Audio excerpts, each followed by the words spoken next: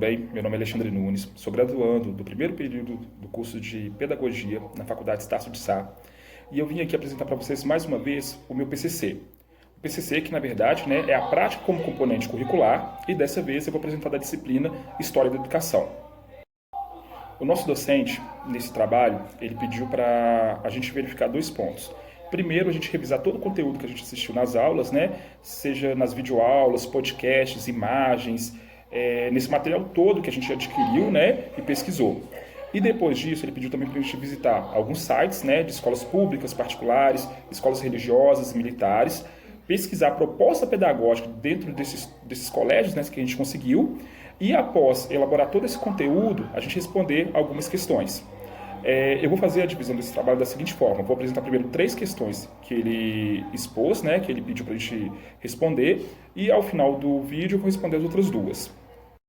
Os 3 primeiros pontos que ele pediu para a gente observar, o primeiro seria o seguinte: quais características foram identificadas dos modelos educacionais no decurso da história, bem como suas contribuições para a formação do sujeito e da sociedade.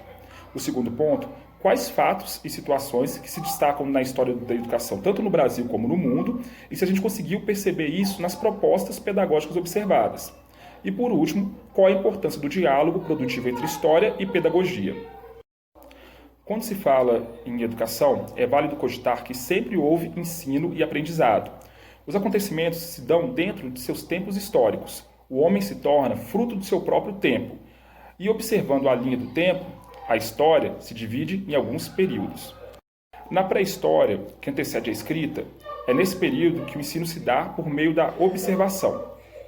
Na Idade Antiga, o ensino se dá por meio da imitação. E o grande marco desse período é o surgimento da escrita. E não podemos esquecer dos grandes filósofos e pensadores desse período, como Sócrates. Quando alguém fazia uma pergunta, ele respondia com outra pergunta, para estimular a pessoa a pensar e a desenvolver seu pensamento crítico. Ele usava o método da maêutica, que era a dialética. Platão, com a escola de Platão, e fundou a sua academia platônica. Aristóteles, com seu método de peripateia, que ensinava enquanto caminhava. Depois desse período, surgiu a Idade Média. Nesse período, o ensino se deu por meio da igreja. Era um ensinamento rígido e ele usava o método da escolásticas, o método passivo. Os marcos desse período foi o Renascimento, a retomada do pensamento da Grécia Antiga.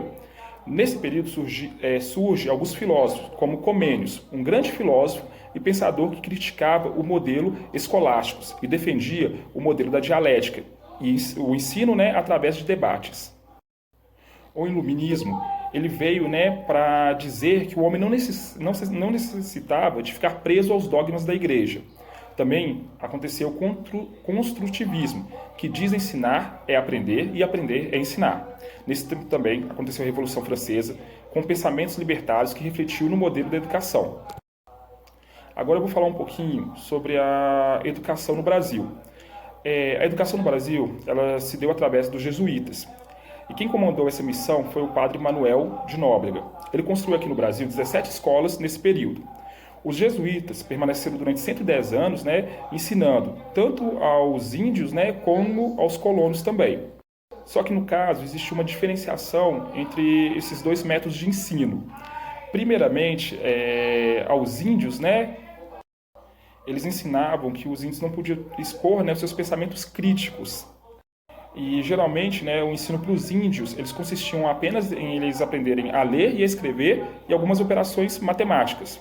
No caso, para os filhos do colono, esse ensino era mais culto, mais completo. Depois desse período, os jesuítas foram expulsos do Brasil e a educação ficou um pouco estagnada, até a chegada da família real no Brasil. Eles começaram a investir no ensino técnico, escolas superiores, mas ficaram bem distantes em relação ao ensino primário e ensino médio. Em 1822, o Brasil se tornou independente. Em 1824, foi feita a primeira Constituição brasileira, com artigos que diz sobre a instrução primária, ela deve ser gratuita para todos os cidadãos. Não podemos esquecer nesse período o filósofo Augusto Comte, que fez grande contribuição para a educação.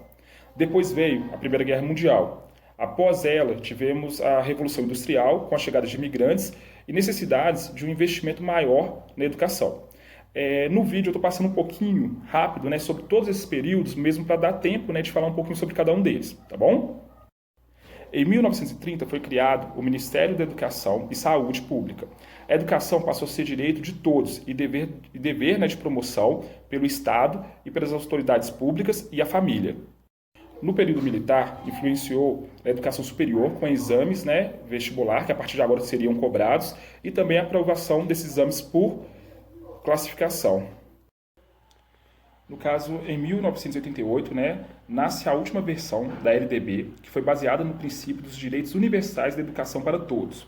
As principais características foi o ensino gratuito, né, e obrigatório, regido pela gestão democrática, né. Esse ensino ele era público, né, e progressivo, e tinha autonomia pedagógica e administrativa as unidades escolares, né, e ele foi aprovado em 1996. Vimos aqui que os períodos históricos, os acontecimentos, os povos, né, que influenciaram na educação, os modelos até os períodos atuais, como pensadores, né, e na formação do sujeito. A história ela ajuda o pedagogo a entender o mundo contemporâneo com as dificuldades que enfrentamos até os dias atuais. Então esse foi o conteúdo, né, que eu entendi, que eu aprendi sobre as 3 primeiras perguntas. E aí, depois o tópico ele faz mais 2 perguntas, que seria: quais contribuições dos povos e fatos históricos você conseguiu perceber, né, nas propostas pedagógicas das escolas que eu observei, e como essas contribuições estão presentes, né, na Constituição e nos modelos de formação do sujeito. E também pediu para eu trazer contribuições que não foram expostas, né, nos 4 tópicos acima.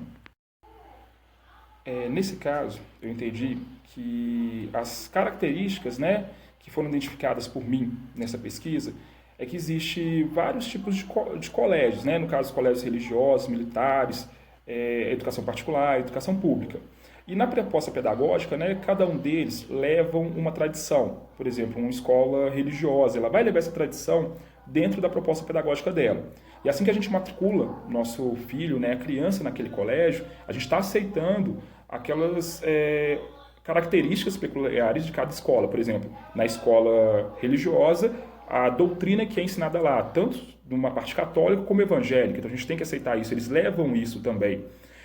No caso do militar, uma questão de uma carreira, entendeu? Eles levam isso também, essa questão da resiliência, do comprometimento, da hierarquia. Então tudo isso a gente vê que foi influenciada pelos períodos, né, que a gente observou e que estão ainda na proposta pedagógica desses colégios. E que quando a gente realmente matricula a criança naquele colégio, a gente tem que aceitar. Ela faz parte da grade curricular, faz parte do ensino daquele colégio. Então a gente observou isso.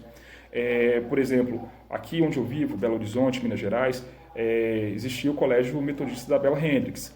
E no caso, lá eles tinham essa questão na proposta pedagógica do ensino religioso, questão de orações. Então tudo isso varia de colégio para colégio, da proposta de colégio para colégio. O que eu observei agora, o que eu quero trazer como contribuição é o seguinte: eu acho que é válido sim a gente ter esse respeito pela tradição, pelo que foi passado para a gente, mas que não isso deixe cego, né, aquela proposta do colégio, que realmente é uma formação do indivíduo para os dias atuais. Então, existem valores universais que a gente sempre vai levar a eles, né, e tudo. Mas também a gente tem que se adaptar. Um exemplo que eu vou dar isso é a pandemia agora. Então, a metodologia de ensino, a proposta curricular, proposta pedagógica, na verdade, de vários colégios que estavam até nos sites lá, não estavam adaptadas para essa questão do mundo atual, do tempo que a gente está vivendo. Então, é uma observação que sempre tem que estar em constantes mudanças, mudanças válidas também, né? Tirar, na verdade, desse passado, né, um aprendizado com ele e olhando sempre para o futuro também. Então, ter essa adaptação. Eu acho que seria isso que eu entendi e que eu vi.